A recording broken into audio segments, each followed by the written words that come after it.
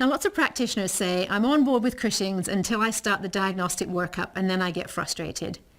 And I can understand why people get a little bit confused about the diagnostic tests for Cushing's, because they're not perfect. One thing to bear in mind, though, is that picking a good candidate for Cushing's actually makes the tests a lot more reliable. I also do think we need to prepare the owners for the possibility that it may take more than one test for us to establish a diagnosis. Again, I don't want to overwhelm them by too many scenarios, so what I'll usually say is, I'd like to do an all-day test to confirm my concerns of hyperadrenocorticism. This is usually all we need to do to establish a diagnosis.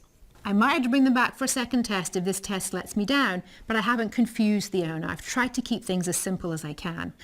As far as picking a test for the diagnosis of hyperadrenocorticism, there's lots of information available about the relative sensitivities and specificities of the test that you might choose to run.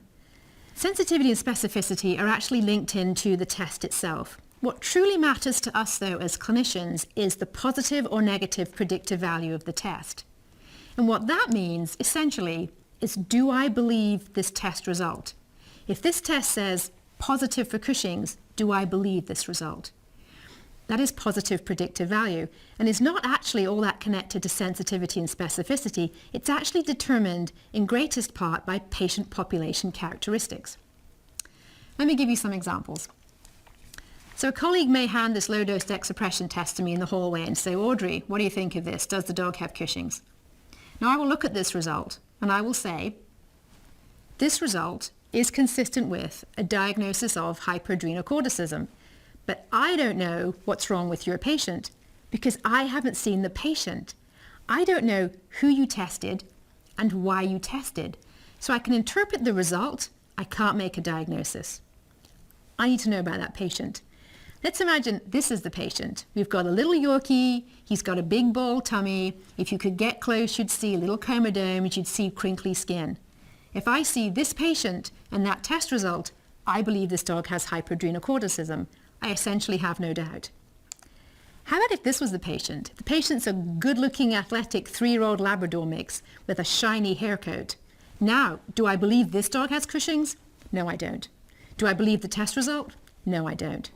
Same test, different patient. Now, this idea about positive predictive value and patient population characteristics is really, really important. So I'm going to give you one more example. I'm going to take us back to a test that's very easy for us to understand because the test is so good from a scientific perspective, and that's the pregnancy test. This test is 99.9% accurate. It's going to get 99.9% of true positives, 99.9% of true negatives. It's an extremely scientifically sound test. Way better than any of the tests we use for hyperadrenocorticism from a purely sensitivity and specificity perspective. It's still impacted, though, by patient population characteristics. Let's imagine we take a box with 20 pregnancy test kits and we go to a sorority house or a girls' boarding school, and we have 20 of these lovely young ladies go ahead and pee on the stick, and we get a positive. Do we believe that result? Yeah, I would believe it. I think one of these ladies most likely is pregnant. It's very, very believable. Let's take a second box of the exact same pregnancy test kits and go to a retirement home and have 20 of these nice little old ladies go ahead and pee on the stick, and we get a positive. Do we believe it? No, we don't. We think we've got that 1 in 10,000 bogus tests, or there's something really weird going on, but we don't believe the test. Same test, same phenomenally reliable test, very different patient populations. The same rules apply when we select dogs to test for hyperadrenocorticism. The tests are better if we picked a Cushingoid dog. The tests become less reliable if we picked a dog with very low clinical index of suspicion for the disease. If you had 100 internists here and had to do a show of hands about which is the best test for Cushing's, I think most of us would opt for the low-dose dexapression test. There are some who prefer the ACTH stimulation test, and there are some circumstances under which I'll run that test instead. But my usual go-to is a low-dose dexapression test. It's generally regarded as being a little bit more sensitive, meaning we are more likely to identify a dog with Cushing's compared to using the ACTH stimulation test.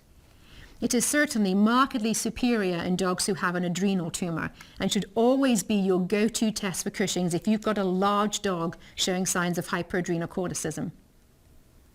The low-dose DEX suppression test may also help you identify the kind of Cushing's that you're dealing with, because sometimes those results let us differentiate a dog with pituitary-dependent disease from an adrenal tumour. That isn't always the case, but sometimes it is, and that's very, very useful information. Now, low-dose DEX is less expensive. It's usually cheaper to measure 3 cortisols than to measure 2 cortisols, plus the cost of giving an IV or IM injection of cosyntropin. Particularly in larger dogs, the low-dose DEX suppression test is substantially less expensive. One thing that can also help simplify your diagnostic process is to go ahead and collect a sample for measurement of endogenous ACTH the same time you run your low-dose DEX suppression test or your ACTH stim test. Just ask your technician to draw a little bit of extra blood on that baseline sample. Now, you may have to contact your lab to get a special test tube to put that blood sample into in order to run an endogenous ACTH. You can also simply use a plastic EDTA tube. Whichever test tube you're using, try and chill that tube first so the blood goes in and hits a cold tube, and then spin that tube immediately. Once the sample has been spun and separated, simply harvest off that EDTA plasma and put that straight into a freezer. And just hold that sample. If your low-dose DEX suppression test confirms Cushing's but doesn't differentiate between the 2 types, or if you've chosen to do an ACTH stim test and that simply confirms Cushing's, you then have a sample you can use to differentiate between PDH and adrenal tumour. You don't have to bring the client and the dog back into the clinic for a redraw, which may improve compliance with further testing.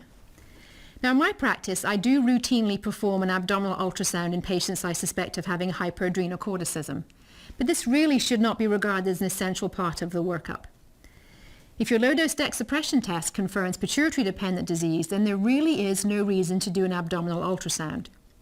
You also don't need an ultrasound if you've got a dog with confirmed Cushing's if the owner would not consider adrenalectomy if you found an adrenal tumour.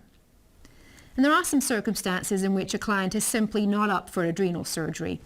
It doesn't matter in that case what kind of Cushing's you're dealing with, and there's no need for an abdominal ultrasound scan.